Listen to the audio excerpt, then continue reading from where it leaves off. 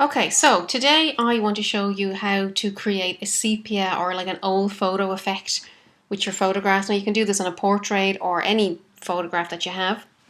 We're going to do it on our portrait today because we're doing a 1916 themed license.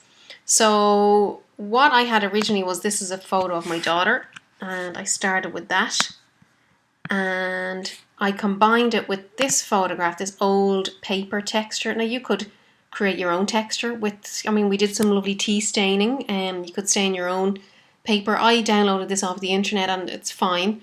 And there's lots of lovely textures that you can get on the web, but feel free to make your own if you want to. And I combined the two together and did a little bit of Photoshop layers to get something like this. So I leave this open so we can go back and forth and have a look at, like if I turn all of these layers off, you'll see what I started with. So the first thing we want to do is have our photograph ready to go. If your photo is like a full photograph of yourself, that's fine. What we're going to do is just select over sort of your head and shoulders so it looks like a type of passport or a license type photo.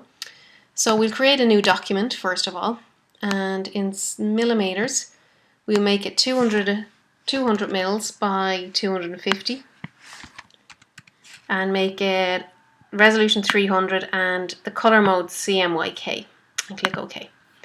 So that's kind of the right size that we're looking for.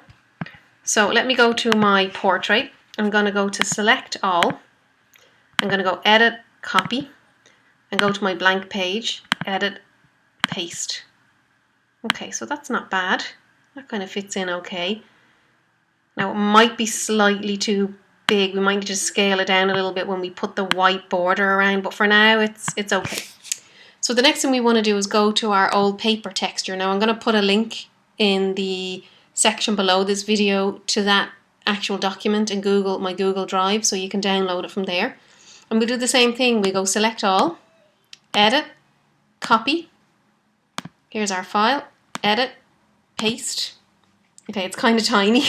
The resolution isn't very good, but we can get away with it with this file because it's literally just going to be a texture layer we put in the background. So what I want to do is scale that up. If I go edit, transform, scale. Now normally I tell you guys you have to hold down shift, but for this it doesn't really matter if it gets a bit warped. First thing I'm going to do is, if I come up to the corner, I'm going to drag it a bit bigger. I can sort of drag it down like that. And when I'm happy with that it covers the whole image, I click on this little tick up here. Okay, so that's the first thing. So what I want to do then is, if I turn these off, you'll see what it looks like. Let me just turn that off. We need to desaturate this. So if I come back into my document and I'm on the layer where the paper is, if I hit on a Mac it's Command Shift U, on a PC it's Control Shift U. The next thing and you'll see it kind of takes all the color out of it. The next thing I want to do is get my levels up. For a quick way, on a Mac it's Command L. Or Control L if you're on a PC. And what you're looking for is, I'm not going to put in, there are figures I can put in here, but what we'll do is, see this slider here, I'm going to play about with that. I want this to get relatively kind of dark. Maybe bring this one in a little bit. Okay, that looks okay. So we go with that, it's much darker now. The next thing we want to do is, we need to choose up here, where it says normal and this drop down. I want to make that overlay. Okay, so that looks pretty good. You can start to see it kind of take an effect now in the background. Okay, so let's go back to our file. Ooh, not that one, this one. Okay, so that's looking pretty good. The next thing we want to do is this layer called a gradient map. Let me turn that on, and that makes a big difference. Now to get that, let's go back to our file here. On this layers palette, down the bottom you'll see an icon, and it looks like a circle where half of the circle is black and half of the circle is white. So it's called an adjustment layer. If I click in there and choose gradient map, okay, and you'll see what happens is, now by default, if you look over here, see on the right here, my gradient goes from black to white. I'm going to click in there, And what I want, instead of on the left hand side it's black here, and on the right hand side it's white. So this, see that tiny little thing there? If I click in there, I don't want a black colour, I want a sort of a browny, dark brown kind of colour. Now I have this set, see down here, only web colours. I want to turn that off. If it's turned on like that, just turn it off. And if we just, on here, this part here, I'm going to go up and down, and I'm sort of looking for like a darkish, quite dark brown, something like that, and click OK. And click OK again. So that looks a little bit better. Okay. Back in here. So that's my gradient map. The next layer is this photo filter. If I turn that on, you'll see it makes a sepia kind of filter on it. Okay, so I want to add that in. So let's go back to our file. Again, I come down here to this adjustment layer and click on it, and you'll see photo filter. Okay, and by default it'll probably go onto the first filter on the list, which is warming filter. Play about with some of these. You'll see there's different types in here. I picked, where is it? Sepia. But there's other ones. The deep yellow is not bad. That kind of gives it an old-fashioned look. Actually, that's not, that looks kind of good. So, and again, you can play about with the levels here. If I want it like super duper yellow, which I don't, I can bring that up. Let's go back to the sepia one, which looks better. That kind of looks old looking. Let me bring it up. Oops, bring it up a little bit. I mean, you just look, if I go up all the way, it's yeah, it's a bit too much. Let's go down. Again, it depends. My photograph, my daughter's skin is really, really white. It's, I mean, she's nearly like a ghost. She's so white. So it depends on what your photo is like. So, I mean, I'm not going to tell you what figures to put in, because depending on what your photo is like, the figures are going to be different, right? So you just play about with these levels and see what you think looks good.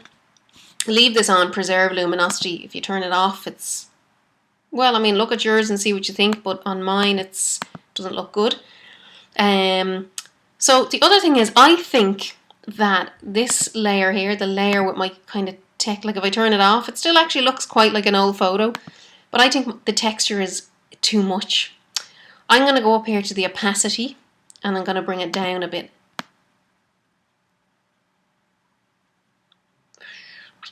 Somewhere around the 50s, maybe. So you can see it's not, it still looks like an old photo, but it's not quite as, her face isn't as sort of scratchy looking as it was before.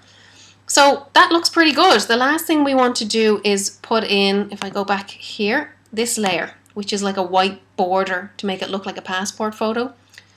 So what I want to do is, all the way down here on my layers palette, I'll make a new layer.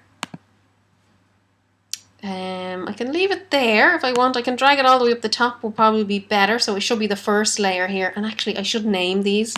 Let's name them. Photo, texture. These are okay. This one, border. Okay. So on my border layer, if I go up to select all, if I go edit stroke, and I want the stroke, first of all, the pixel width now, we'll try it at 200. The color, definitely I don't want it black. If I click in here, and I can choose white, and click OK. The location I want on the inside, let's just see what that looks like.